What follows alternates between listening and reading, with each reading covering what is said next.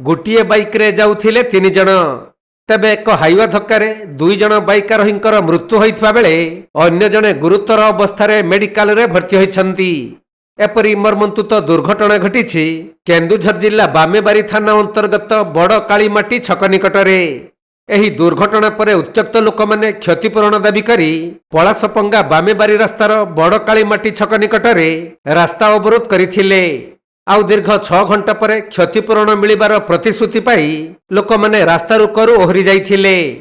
तेबे गोटे बाइक रे 3 जण जाउथबा बेले रास्ता कड़े माटी खोली पाइप बिछाउथबा कंपानीर खामखियाली नीति जगु रास्ता कड़े गदा होइथिबा माटी रे बाइक फसी जिबारु समस्ते रास्ता उपरे पड़ी जाइथिले। एही समय रे पछरु अति द्रुत गति रे आसुथबा एक हाइवा सेमानक उपरे चढ़ी जिबारु कालीमाटी गाँर रामकृष्ण पूर्ति और दोबुना गाँर रथ आंग्राईंकर घटनास्थल रे मृत्यु होइथिला।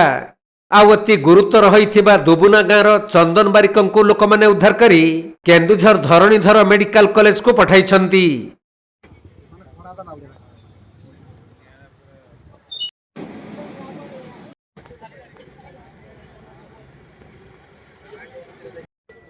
केन्दुझर जिल्लारू दीपेश कुमार बेहेरांक रिपोर्ट, कोणार्क लाइव।